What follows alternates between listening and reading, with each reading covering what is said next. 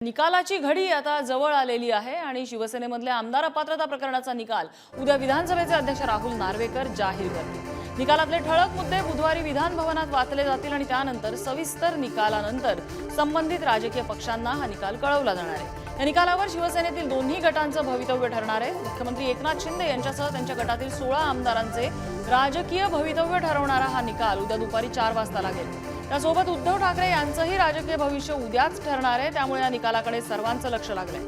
दरम्यान उद्धव ठाकरे यांनी पत्रकार परिषद घेऊन राहुल नार्वेकर यांच्यावर आरोप केलेले आहेत।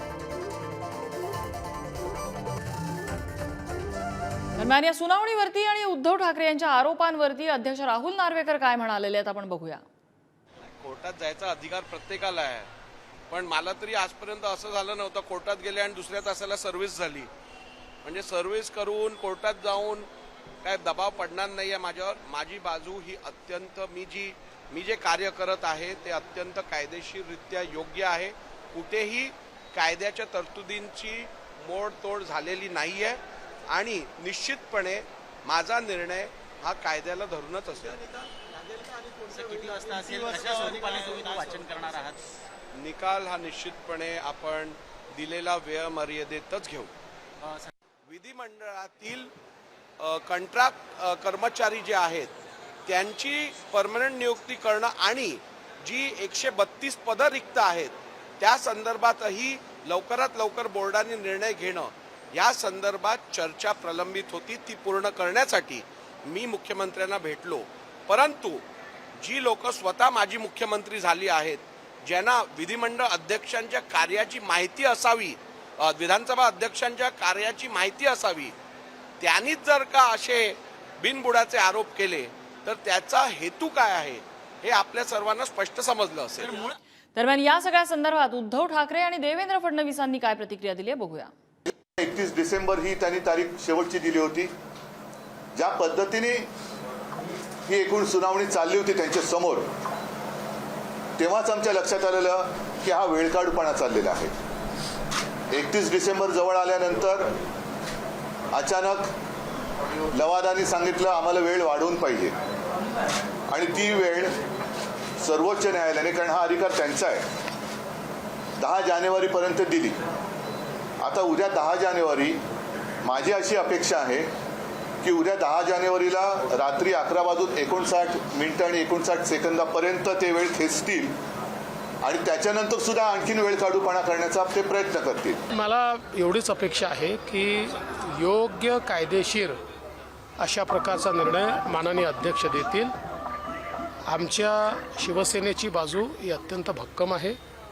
अतिशय कायदेशीर अशा प्रकारचं सरकार आम्ही तयार केलं आहे, त्यामुळे आम्हाला पूर्ण अपेक्षा आहे की माननीय अध्यक्षांच्या निकालातनं आम्हाला न्याय मिळेल आणि सरकार कालही स्थिर होतं, उद्याही स्थिरच राहील।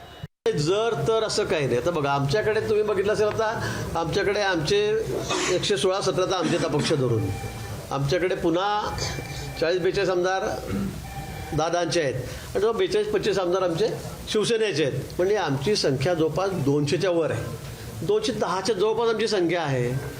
आता तुम्ही म्हणतात की असा निर्णय झाला तर तरी त्याचा फरक सरकारवर काही पडणार नाही। दरम्यान उद्याच्या निकालाचा राज्यातल्या राजकारणावर काय परिणाम होईल आपण बघूया।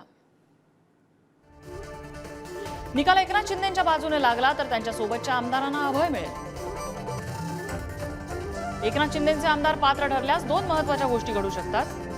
पहिली बाब म्हणजे उद्धव ठाकरे गटातले 14 आमदार अपात्र ठरू शकतात, तर दुसरी बाब म्हणजे शिंदे गटातल्या आमदारांना पात्र ठरवून ठाकरे गटातल्या आमदारांबाबत कुठलाच निर्णय घेतला जाणार नाही। निकाल एकनाथ शिंदेच्या बाजूने लागला तर ठाकरेंची शिवसेना सर्वोच्च न्यायालयात धाव घेऊ शकते। निकाल एकनाथ शिंदेच्या विरोधात लागल्यास 40 आमदारांवर अपात्र ठरवण्याची कारवाई केली जाऊ शकते। निकाल एकनाथ शिंदे विरोधात लागल्यास शिंदे गटही सर्वोच्च न्यायालयात धाव घेऊ शकतो।